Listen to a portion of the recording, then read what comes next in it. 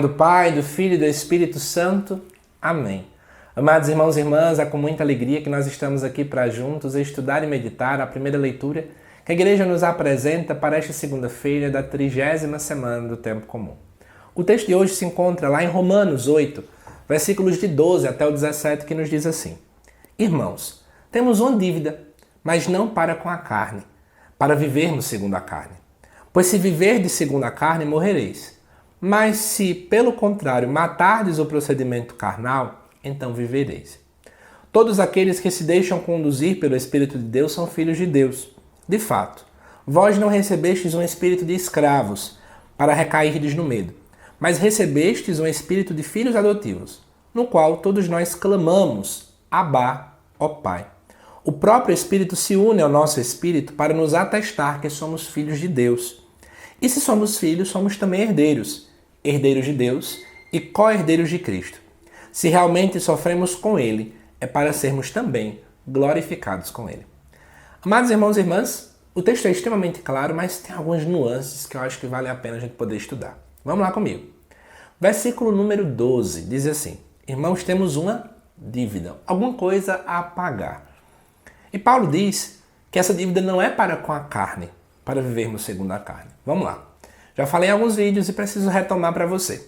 O povo que vivia em Roma era um povo muito dado a vários pecados que Paulo acaba classificando como pecados da carne.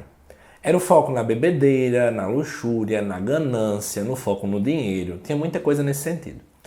Mas antes que a gente resuma pecados da carne, parecendo que são apenas pecados ligados mais à ordem sexual, como muitas vezes é assim que o pessoal interpreta, a carne para Paulo é a ideia de tudo aquilo que é efêmero, aquilo que é passageiro, aquilo que é contrário à vontade de Deus. Então aqui entram todos os outros pecados também. E Paulo está comentando que a gente não pode viver segundo a carne. Ou seja, nós não podemos viver segundo os tais impulsos, controlados por tais vontades e pecados. Não é que Paulo está mandando você agora parar de viver para só viver 24 horas dentro da igreja em adoração, por exemplo. Cuidado, hein? Até porque eu sei que boa parte do pessoal que me segue aqui são leigos batizados, mas que tem que viver no mundo, trabalhando, estudando, sendo pai e mãe de família. Não dá para você largar sua família, por exemplo, deixar seu filho sem comer em casa, né? Você não voltar para casa para estar com sua esposa ou com seu esposo, se você vai passar então ali o dia inteiro dentro da igreja, não faz sentido. Então, na verdade, entenda os pecados da carne como aquilo que é contrário à vontade de Deus. Simples e pronto. A gente não pode viver sobre isso. Então, eu não posso viver uma vida sob a ganância, viver uma vida sob a inveja, viver uma vida baseada no ciúme que eu tenho e por aí vai. E ele vai colocar, se viver de segundo a carne, ou seja, se viver de segundo tudo isso que eu pontuei, você vai morrer.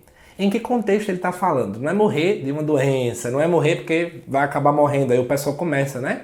Fulano morreu porque vivia pecando. Não. O que Paulo coloca aqui é uma morte num contexto mais espiritual, contrário à vida eterna.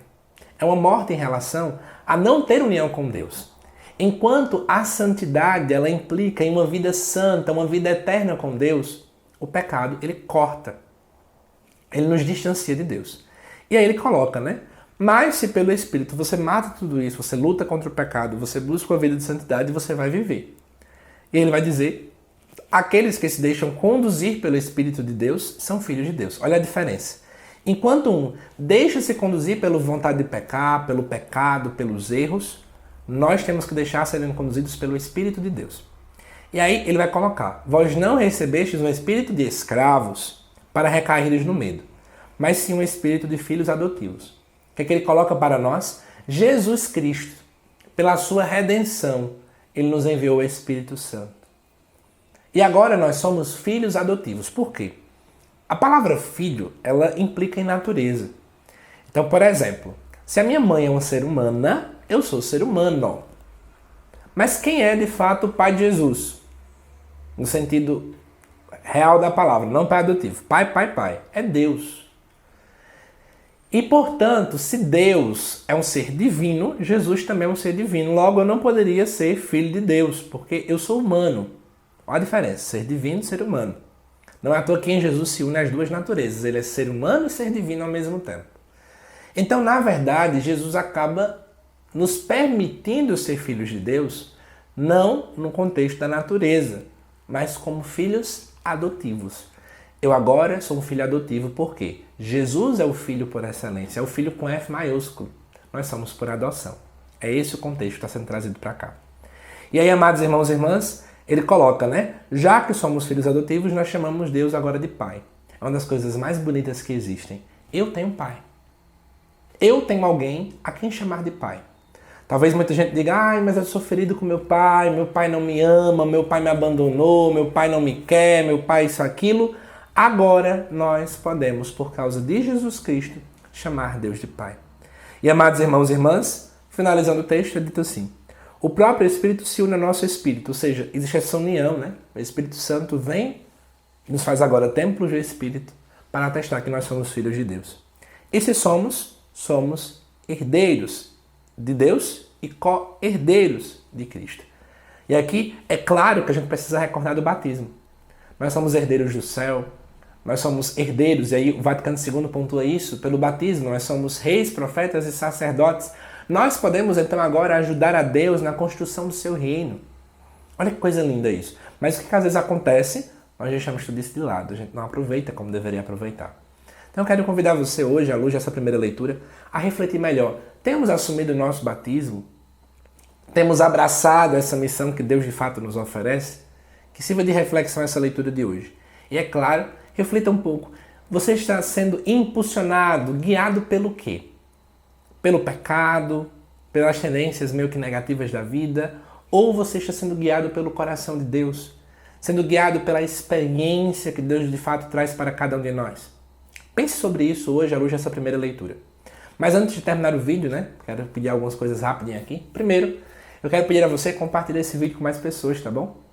Ajude a fazer com que esse canal possa crescer. E a última coisa, essa semana, dia de finados, nós temos dia 2 de novembro, dia de finados.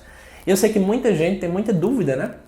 A Bíblia realmente nos orienta a rezar pelos mortos? Que história é essa? Isso é invenção católica? Porque às vezes os nossos irmãos de outras religiões ficam dizendo que a gente é isso ou aquilo, que parece que a gente parece um espírita porque faz isso. Então, no último sábado, saiu aqui no canal um vídeo sobre isso. Sobre a oração pelos mortos, o que é que a Bíblia diz. Então dá uma conferida aí, tá bom? Tem uma playlist com o nome Curiosidades Bíblicas ou Questões Polêmicas da Bíblia. E aí você vai poder dar uma olhada lá dentro, neste vídeo. É um vídeo muito bem organizado, preparado especialmente para que você acompanhe e aprenda. Eu sinto essa responsabilidade dentro do meu coração. Eu não quero apenas que vocês fiquem reproduzindo conhecimento de minha parte, mas que vocês aprendam a refletir alguns assuntos que nos levam também, obviamente, a sermos mais firmes em relação à nossa fé. Então, dá uma pesquisada aí. Se você gosta desse vídeo também que estou falando agora, compartilhe com outras pessoas, tá bom? Assim você ajuda, obviamente, a esse trabalho aqui de evangelização. Que Deus te abençoe imensamente e eu te aguardo daqui a pouco aqui no canal para o vídeo do Evangelho também desta segunda-feira. Até já!